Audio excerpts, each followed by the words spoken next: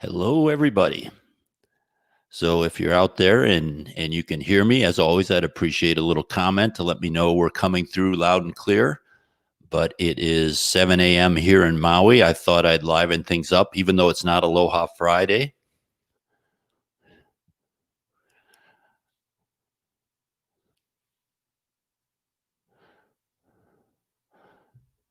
Boy, I got a little bit of delay there, so that'll be interesting to see how that works out.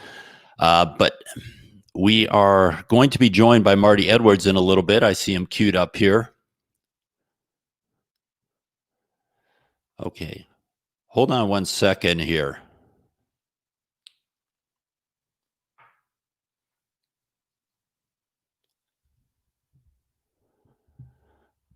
Okay, let's try that again.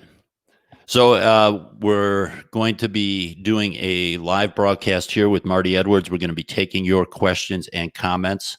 So I would appreciate if you enter those in. I'm still having a little bit of technical difficulties here. I'm going to take myself off and start over again, and we'll get going here in just a second.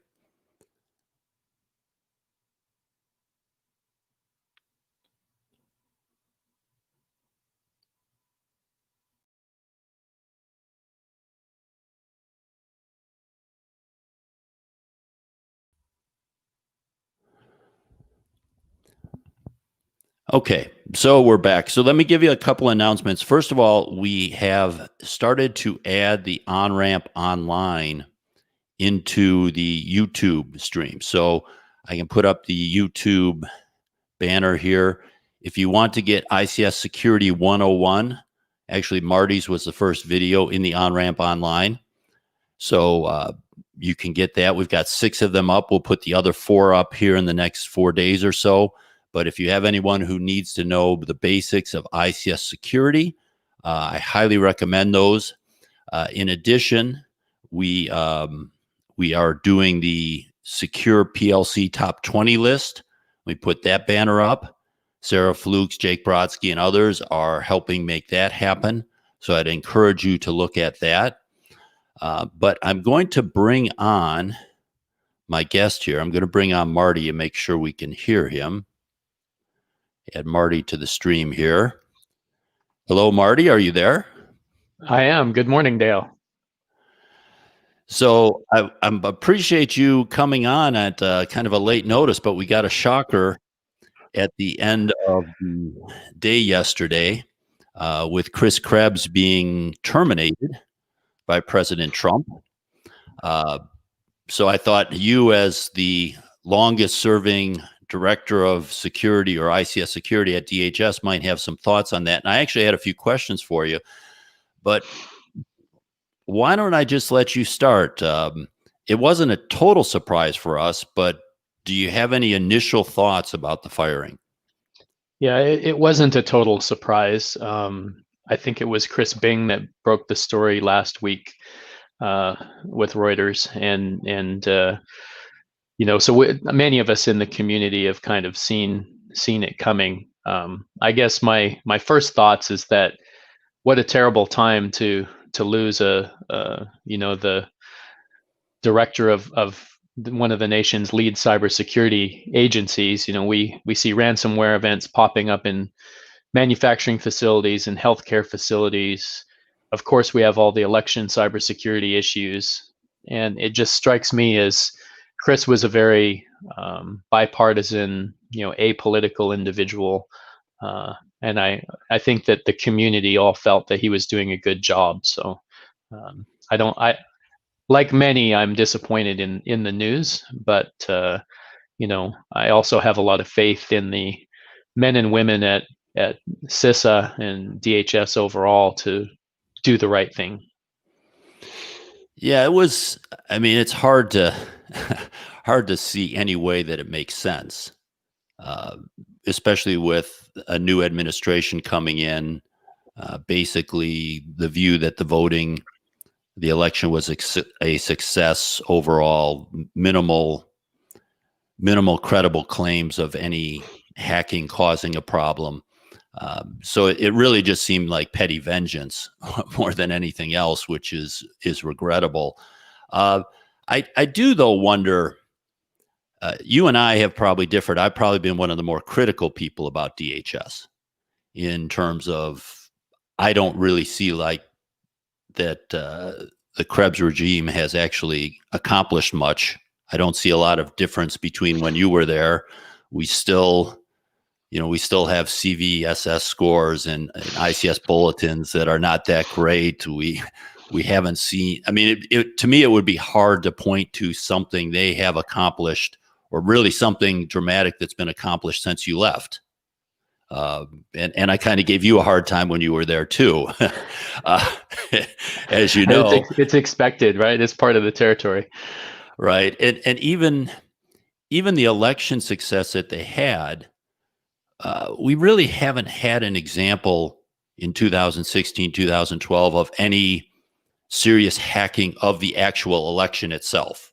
We had the social media issues, but the election itself has never been hacked. So it's a little bit like the ICS situation where we always forecast these dramatic, terrible things that are going to happen, and very few of them happen. So I can't say that. But what I really wanted to get you on for is where I give Chris a lot of credit was he seemed to be building something there.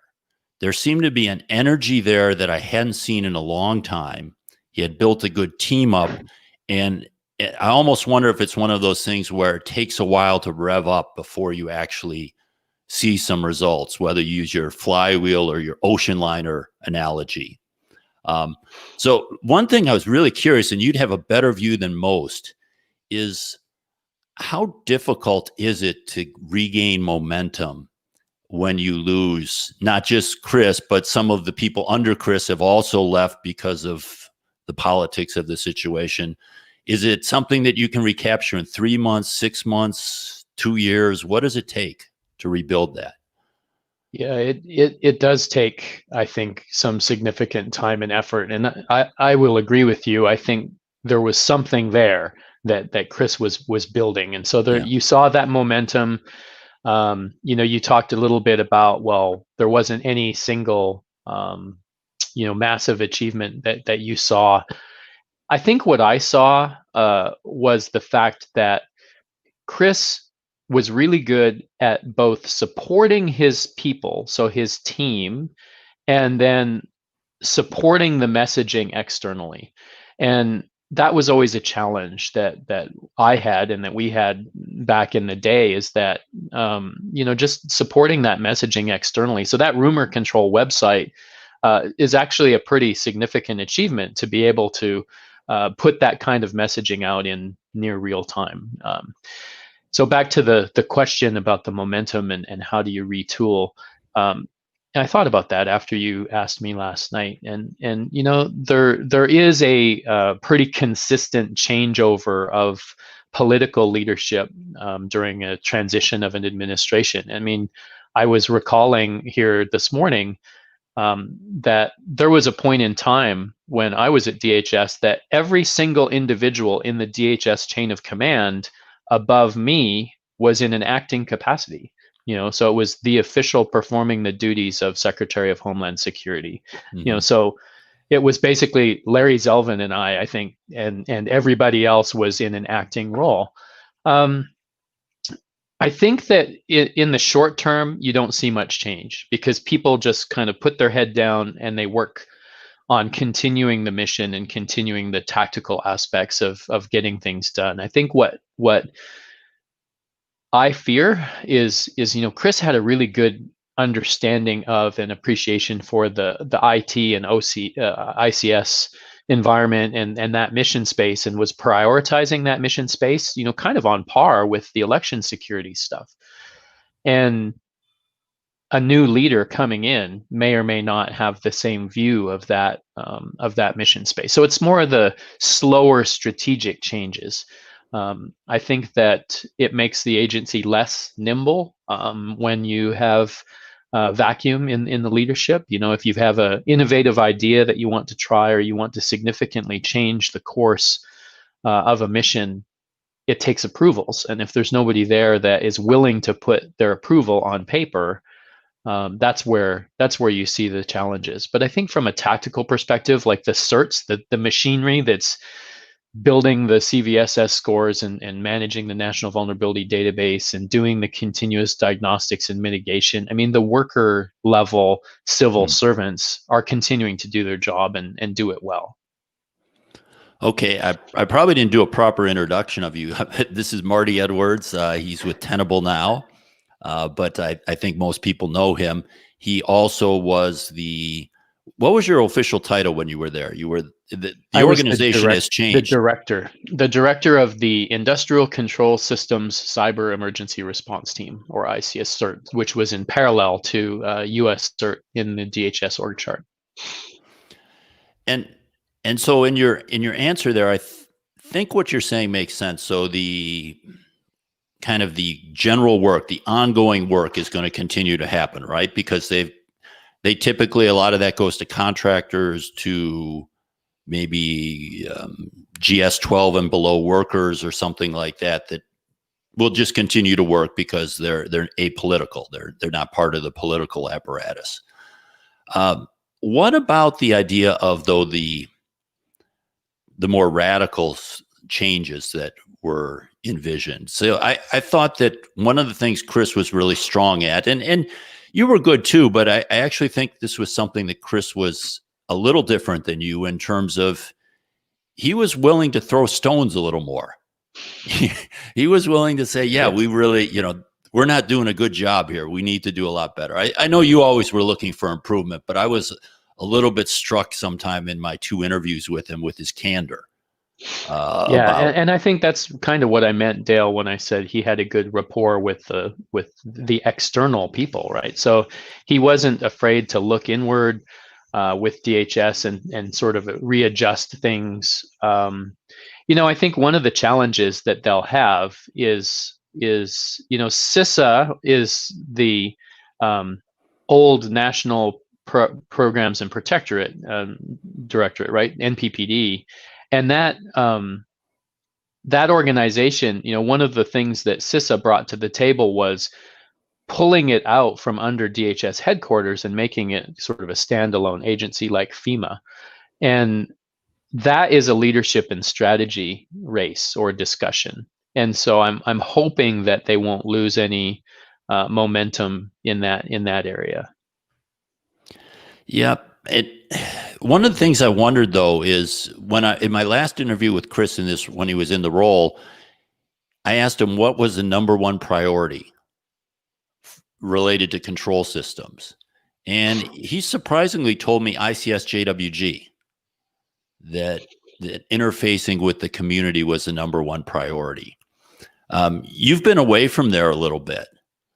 What do you think the number one priority should be for private industry or for interact? Because he did mention, this is something I've never really appreciated enough, is that the role they have with securing government control systems.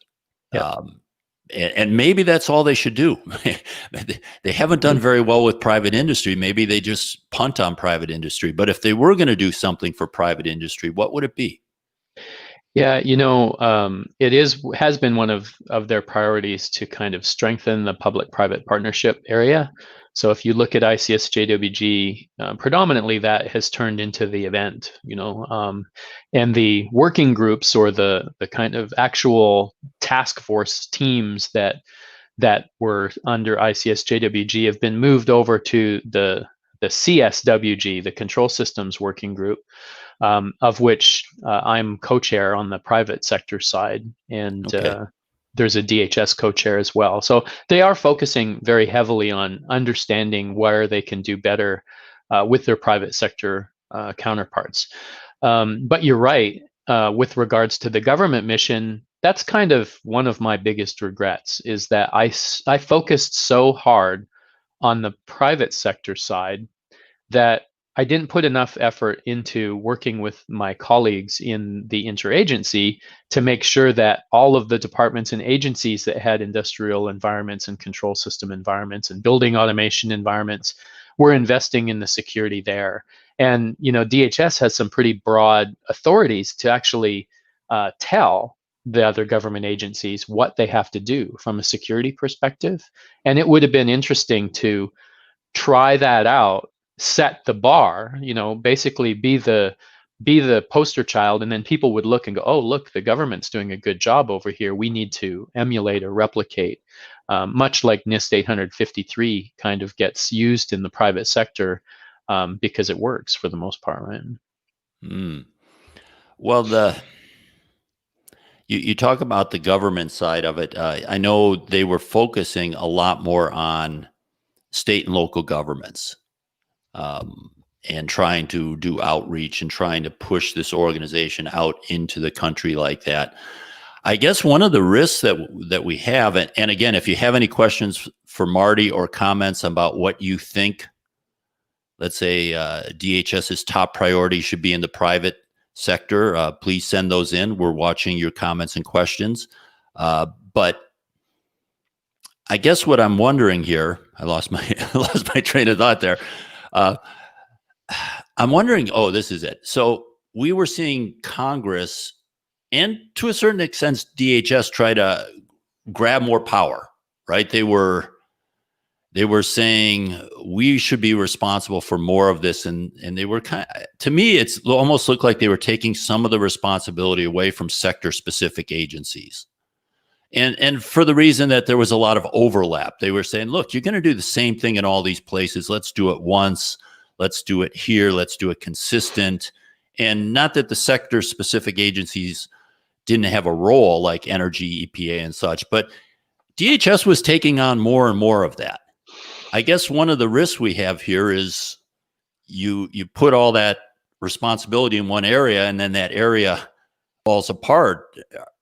Are we potentially in a worse situation than if we hadn't made DHS kind of this super agency for all the other agencies?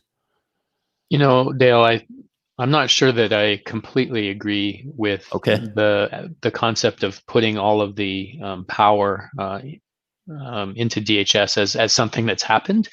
I think that DHS, certainly through various legislation, has been named the lead agency for cybersecurity, both inside the government and in the private sector. But I think we still have a long ways to go with Congress and the executive office coming out and really defining the lanes, right? So this is what DHS should do. This is what a sector specific agency is responsible for. This is what our law enforcement agencies, the FBI, et cetera, are responsible for. This is what the intelligence agencies are responsible for.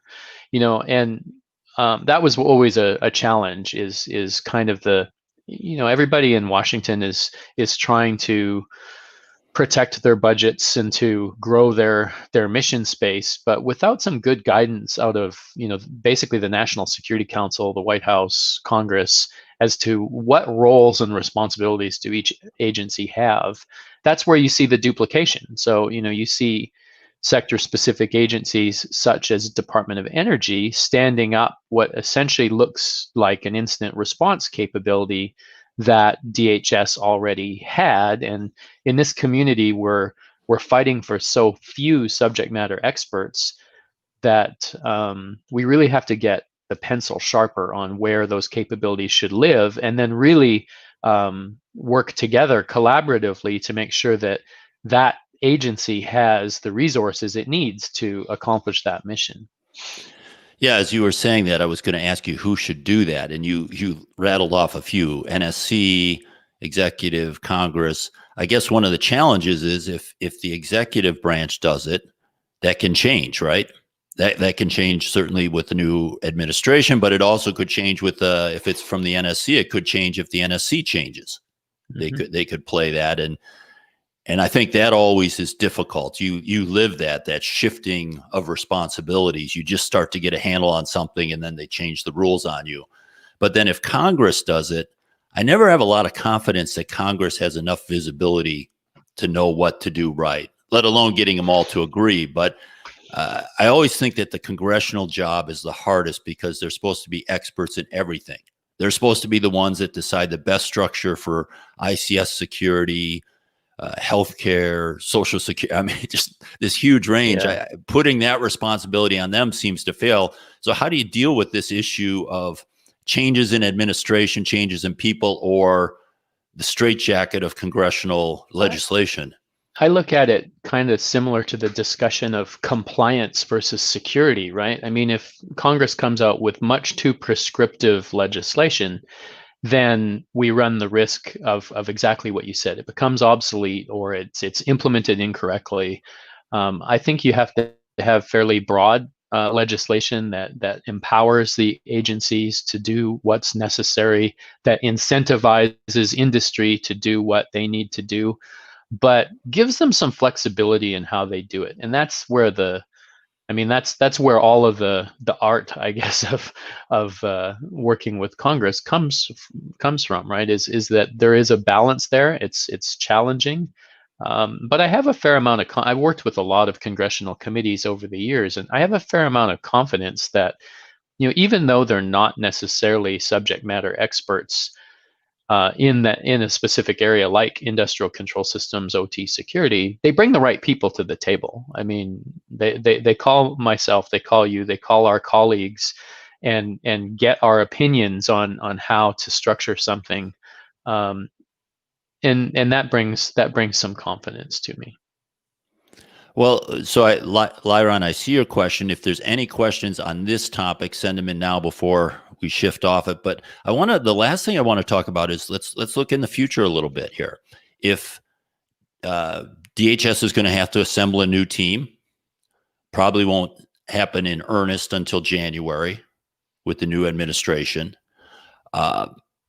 First of all, does it make sense to bring back the old team? Or is that something that once it's gone, it's just gone? I don't know. It can go either way. There's nothing stopping a new administration from bringing back people, and quite a few people that I worked with in DHS sort of stayed from administration to administration. I think the closer you get to the top, the secretary level people always get turned over by a new administration. The further you go down in the political ranks to Chris and Chris's deputy, for example, that's where you start to see some more, I guess, stability or longevity there. And it's my opinion. I had this discussion on Twitter here last week that it's my opinion that if you look at DHS in particular as an agency, the political appointees go way too far down the ranks there. And most people know that I'm a dual citizen of Canada and the United States. And if you look at the Canadian system, for example, the only person that's appointed by the political party that's in power is the minister, which is equivalent to the secretary of DHS. Everybody else is a career civil servant. And so you have, I think, more stability in an agency. And there was pros and cons in this lively discussion that I, kind of prodded last week. But for that, people arguing that, well, no, you have to have a political appointee because they're the people who have the chops and to go in and stand up with other political people. So you need that from a just being equal to your peers perspective in other agencies. But I think there's some balance there. I mean, so now we see basically in CISA that the director and the deputy director, who are both political appointees, have been pushed out. And Brandon Wales, who is the career civil servant, the SES, who was number 3 in CISA, he's basically acting in the role of director right now. But Chris was not political, right? He's a political appointee, which basically which means that in his case that position is Senate confirmed, right? So they come forward with who they want in that role. It has to go to the Senate for confirmation. But yes, those roles are appointed. Okay, so even though he was an apolitical sort of guy. Right. So the president calls you up. And the new president calls you up and says, Marty, I've got to put together a team. I got to replace Chris, and I've got to like take the next appoint or try to hire the next level under Chris, because I think some of those people have left also just out of frustration. Who not you don't have to name names, but what would be the profile of the team that you would want to put together to do that work? I think what you ideally want to see is somebody who has some executive level private sector experience, right? So they can talk to chief information security officers and their peers with the C-suite in private industry, but at the same time have an understanding of and or have worked in the government as a public servant or as a civil servant, right? I think that sort of hybrid person that has been on both sides, and so you see a lot of people in those roles that had prior military experience, prior intel community experience, prior law enforcement experience. I think all those sorts of things are beneficial, but ultimately in the director role, you know, what Chris brought to the table, I think, was that just he was very natural in the way that he engaged with everybody on the government side or the private sector side. You know, he was an easy guy to talk to, and people trusted him, right? They trusted that what he was doing was the right thing, and he could articulate that well. So, you know, if I was on the transition team and kind of looking there, that's what I would be looking for.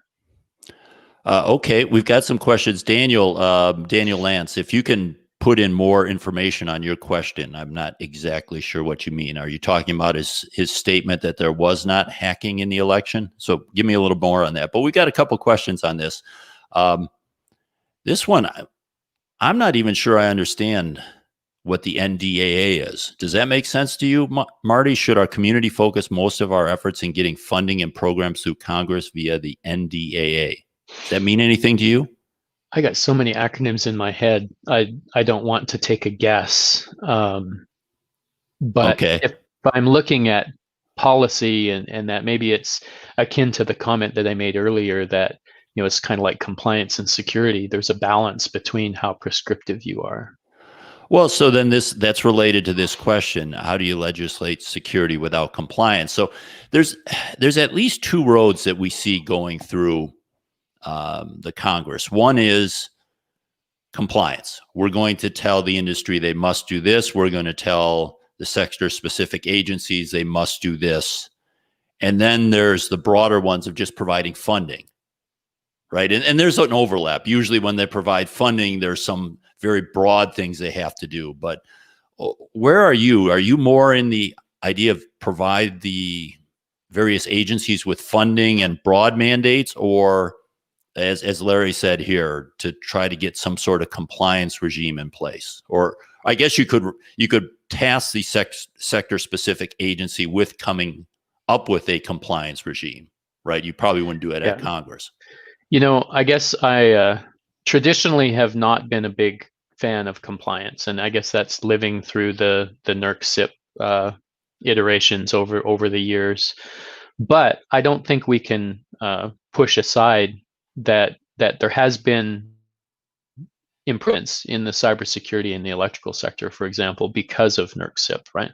So my personal opinion is that we need a base level of compliance that defines the minimum acceptable level for cybersecurity hygiene and fundamentals. But then you move to kind of an incentive based or you know, when you go to the next level. And I think a good example is the commercial nuclear power industry. You know, after 3 Mile Island, the companies came together and they said, we've got these laws that the NRC makes us, you know, be compliant with, but we don't think they're enough. We need to do more. We need to do more to show people that we're doing the right thing with safety.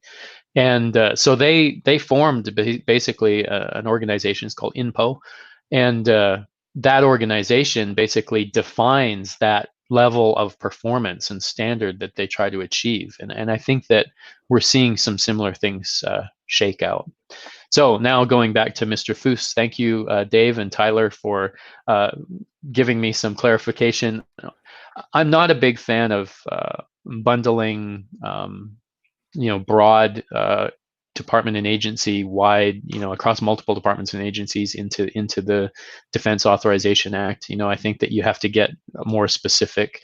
But even that is, if you look at DHS's package from legislation and budget and that, I think it was 3,000 pages, right? So there's a lot of information to sift through to find the 2 lines in there that were ICS cert in my case, and I always found that a big challenge to find where the authorization or where the funding was buried in all of these different bills, and I don't pretend to be an expert on that side. Okay. We have some. You want to take some other questions? Well, let me ask you one other question about you before I either let you go or you join in with some of these questions. And we'll still take questions on the Chris Krebs firing if you have them. And Daniel, Lance, I'm still waiting for more details on your question. But you've been in the private industry now for how long? Well, if you count ISA, No, I don't count. I don't so count. I've been with Tenable for one year. So it was November of 2019 that I was hired by Tenable, and that was right in parallel or in conjunction with Tenable acquiring Indigi. So, okay, so you've been there for a year. What have you learned from being a year in private industry that you wish you had known when you were with the government or with ISA? As you're out there actually trying to help asset owners sell products, that sort of thing. What are you learning, or what did you learn? I think what I've seen in the past year is that, I don't know, maybe I shouldn't even say it this way, but it's worse than I thought. It seems to me that a lot of people are aware of the risk, the cybersecurity risk of industrial environments and their control system environments. But now that risk is getting sort of transferred over to the CISO, right? So the Chief Information Security Officer now has been told by the CEO or the board of directors, you got to fix this stuff. And the CISO in many cases doesn't even have any information from their engineering teams about what devices they have, where are they, how modern are they, are these 20-year-old devices that the manufacturer doesn't exist, or are they modern devices? So I think the biggest eye-opening thing for me is that in many cases organizations just don't have the visibility that they need into those environments, and that surprised me. I thought we had kind of gone beyond that, and we're talking about how to improve the security incrementally from that point. But in a lot of cases, global companies still really do not have the visibility that they need into those environments, which surprised me. Yeah, that is surprising, and it's really, unfortunately, a failure on many levels. But whenever I hear operations say they have trouble getting funding, I tie back to this. Well, you've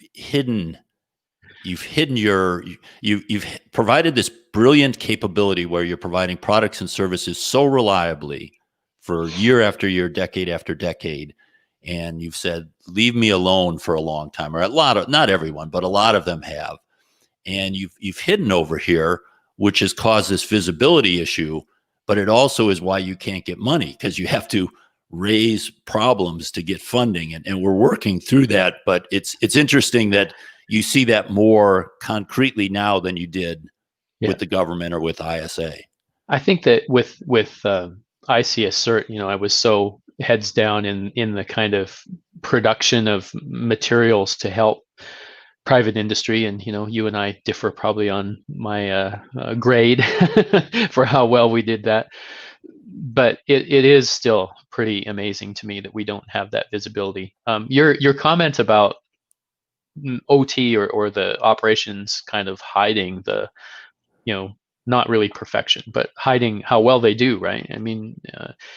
I had a manager once who, it was very interesting. We were maintaining a really old legacy control system environment. Manufacturer didn't make the line of machines that we were using, the controllers and that.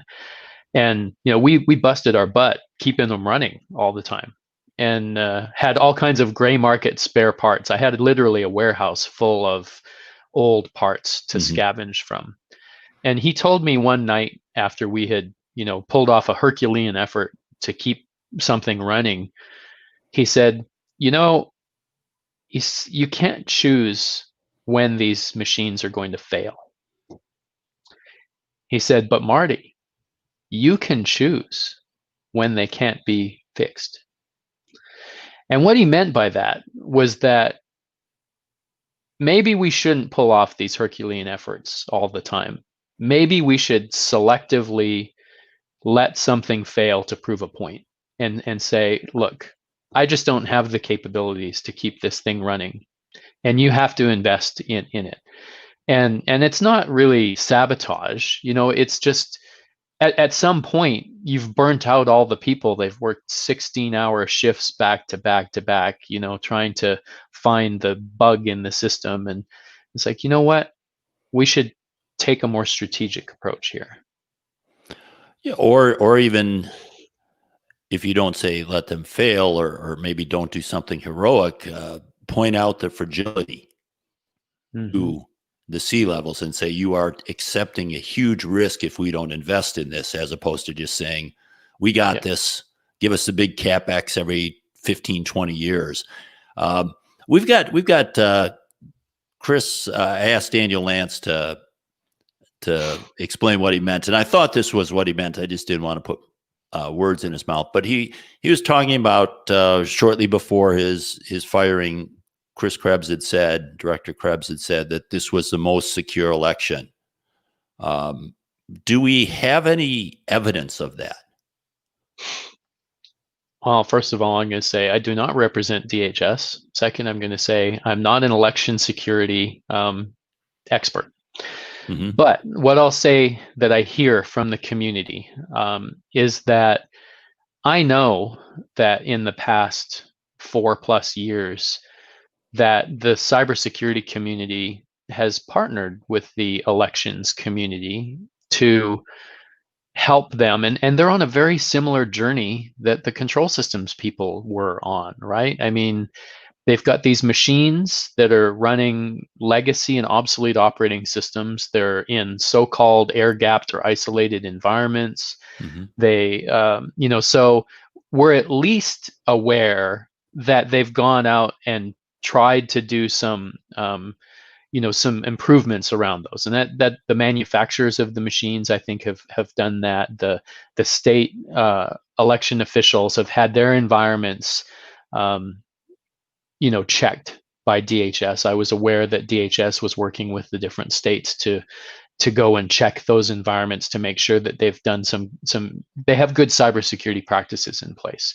So I know Chris well enough that he wouldn't have said something like that if he didn't have something measurable to base it on. But like I said, I'm a control systems guy, not an elections guy. Well, I'll take a swing at this, and all the same caveats as you, Marty. Although I can tell you that decades ago, I was an election guy. So I was actually a poll worker in the 2000 Broward County election with the hanging chads and all that.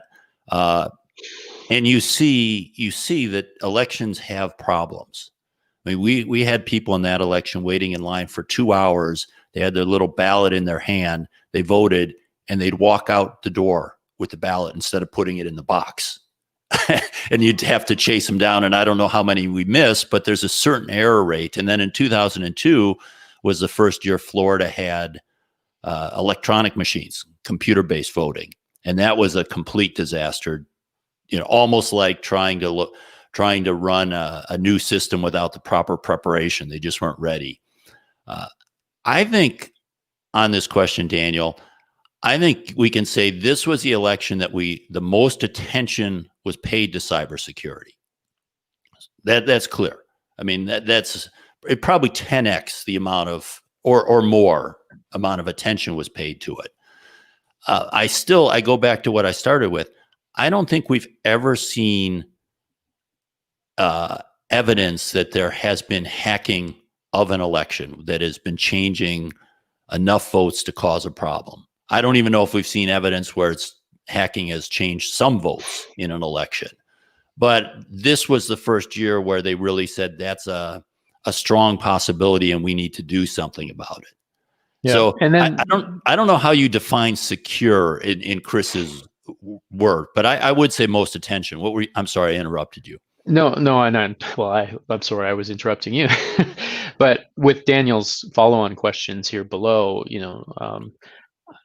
I know that CISA has the capability to help monitor, state environments. For example, if you look at the multi-state ISAC and some of the work they do with state governments, it's very much an extension of the continuous diagnostics and mitigation program, which is monitoring these different government networks for vulnerabilities and threats. So yes, they have those capabilities. Which states chose to use them or where they've been deployed, I don't know. That's a question for DHS. But clearly, those capabilities exist within the federal government and the state government.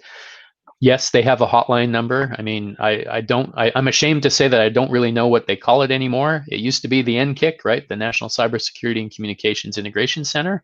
And that's where they fused all of that information together. And so you should be able to go to CISA's website and find the 1-800 number to report a cybersecurity issue or vulnerability or ask those kinds of questions. And I think that just kind of to cap off this whole question set, it wasn't just this election in 2020. The 2016 and earlier elections did have some discussions and some attention being paid to the cybersecurity environments around, how the states were implementing that, and I know that the federal government, specifically DHS, has been helping the states with that for some time. So it's not just this year, right? It's been going on for at least the last 4 or 5 years.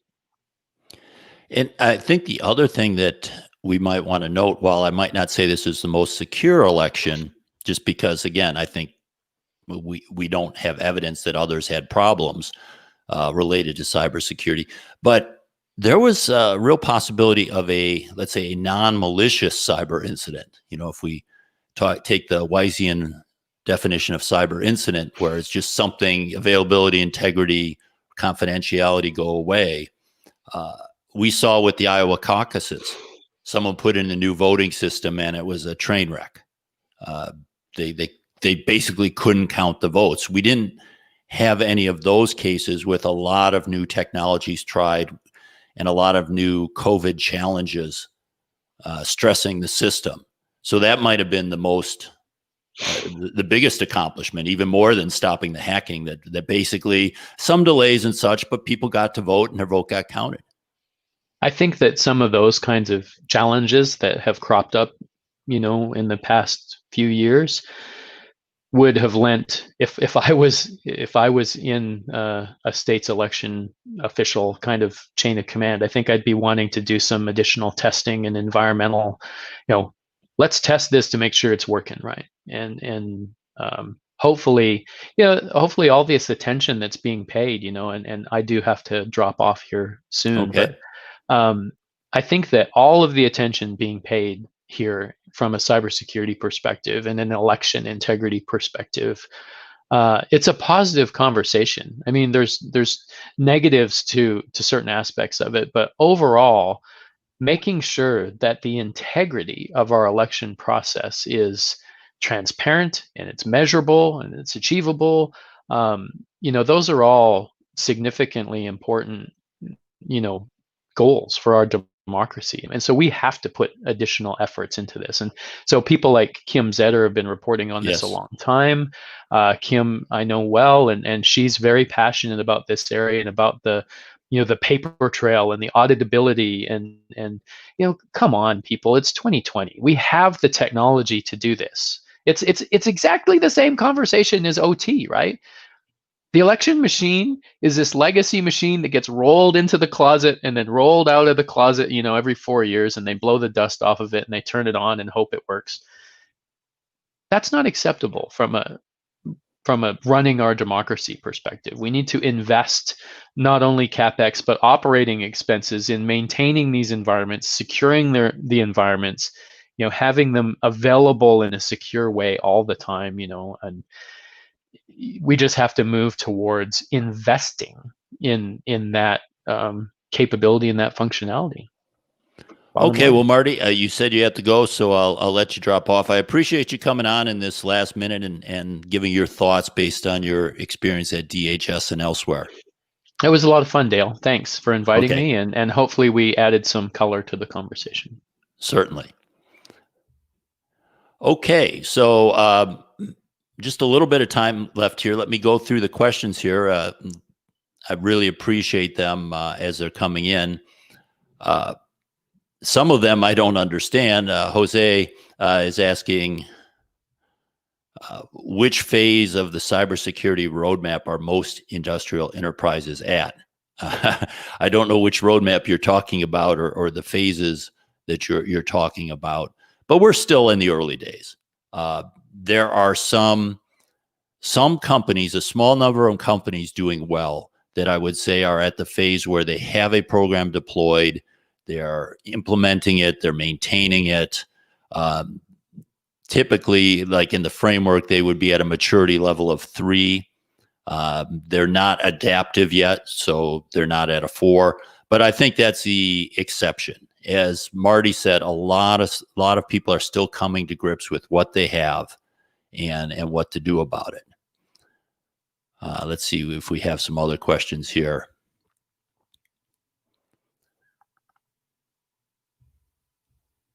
We have LinkedIn user talking about fines in the UK.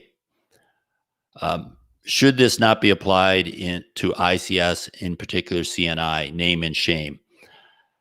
I don't know about that. We haven't seen a lot of instances where if you were to compare companies, and there's been some studies on this, I think the workshops on the economics of information security has some papers where they looked at companies that have had highly publicized cyber incidents and stock prices. And there have been a few exceptions where senior management has been fired. But short of that, they haven't seen a lot of impact on that. And I'd almost take the flip side of it. I almost think that companies, when they're doing their risk management, you'll see them sometimes have categories of financial risk, customer impact, environmental impact, reputational impact, and such. I think people worry more about reputational impact than they should, because we need to get into a world where we realize these incidents are going to happen. And much like Norsk Hydro, we're measured more on, or our reputation is based more on how prepared we were for the incident and how we did on the incident, rather than saying, you didn't have perfect security and maybe even had bad security and this happened. More of, okay, this incident happened. Were you ready for it? Did you respond to it properly? Did you inform the right people? That sort of thing. We had a question early on.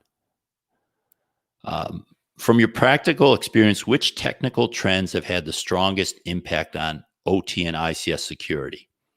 I'll give you one, and it's not actually detection or the things that are generating a lot of the heat.